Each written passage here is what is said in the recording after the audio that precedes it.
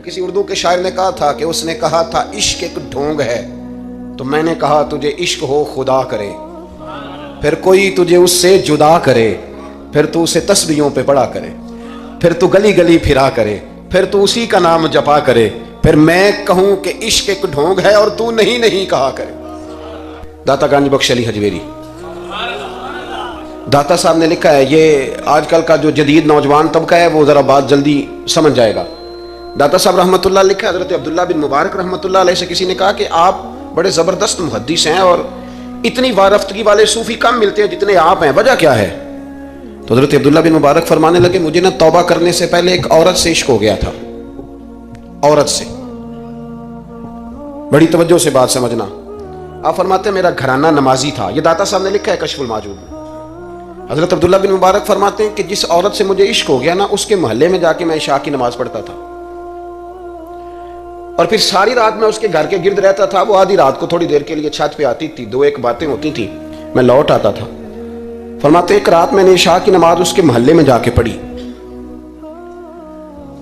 कारी साहब ने ना कुछ आयात लंबी पढ़ा दी तो मुझे गुस्सा आया। कह देते ना लोग मौलवियों ने काम को नहीं, सानू तो और भी हैं, तो कहते हैं कि नमाज लंबी पढ़ा दी तो मुझे गुस्सा आया कि जल्दी पढ़ाओ। फरमाते हैं नमाज वहां पढ़ी, सख्त सर्दी थी, रात लंबी थी, मैं उसके घर के गिर्द जाके ना तो मंडलाने लगा क्योंकि मुझे उससे मोहब्बत थी।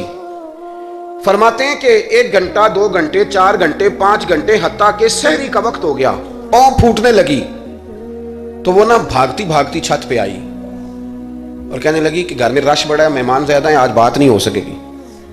कहते ये लफ्ज कहते वो नीचे उतर गई। जब मैं वहां से वापस निकला तो फजर की अजान शुरू हो गई। यूं समझ लें कि 13 घंटे 14 घंटे बीत गए।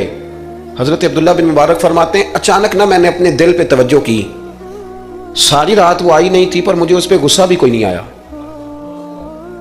मुझे वो बुरी भी नहीं लगी। सारी रात उसने खड़ा रखा लेकिन मेरे दिल से उतरी भी नहीं। कोई नहीं समझ आई आपको मेरी बात? फरमाते हैं कि फिर मैंने अपने दिल पे तवज्जो की तो मुझे समझ आई कि मुझे उससे खरा प्यार है, सच्चा प्यार है। यानी उसने आधा जुमला कहा कि मैं मजबूर हूं, तो मैंने उससे मजीद ना कसम उठवाई ना गवाह मांगे, मैं उसकी वो मजबूरी भी फौरन ही मान गया। तो जनाब अब्दुल्ला बिन मुबारक फरमाते हैं कि जब मैंने वुजू करके मस्जिद में जाके 2 सुन्नतें पढ़ी ना, तो मेरे अंदर से आवाज आई, अब्दुल्ला अगर एक बीबी के लिए तू सारी रात खड़ा रह सकता है और उसकी सख्त बात सख्त इंतजार भी तुझे गुस्सा नहीं दिलाता, अगर औरत के इश्क में सारा कुछ हो सकता है तो रब रसूल के इश्क में भी हो सकता है। फिर उनकी बताई हुई तरावियां तुझे गुस्सा नहीं दिलाएंगी, फिर उनका कहा हुआ रोजा तुझे गुस्सा, फिर तो ये नहीं कहेगा कि बड़ा मुश्किल काम है जी गर्मियां दे रोजे ने, फिर तेरी जुबान से कोई लफ्ज इसलिए कि महबूब पर गुस्सा। एक साहब ने मुझे एक दफा फोन किया, हमारे संगी हैं, वकील हैं, बीवी उनकी प्रोफेसर है, कहने लगे जी आपके एक बुजुर्ग ने कहा है कि सहाबा नबी पाक सल्लल्लाहु अलैहि वसल्लम का बौल मुबारक पेशाब मुबारक पी जाते थे। लोगों को बड़ी जल्दी टेंशन होने लग जाती है इन चीजों की, बड़ी जल्दी। इस रास्ते के मुसाफिर नहीं ना होते, इस रास्ते के मुसाफिर नहीं। उन्होंने कहा जी कि सहाबा हुजूर का लुआब दहन अपने चेहरे पे मल लेते थे, नाक से रीठ निकालते थे तो मल लेते थे, ये कैसे हो सकता है? मैंने उनसे कहा कि तुम्हारी अकल में बात नहीं आएगी, तुम्हारा शोभा नहीं ना, तुम्हारा ये शोभा।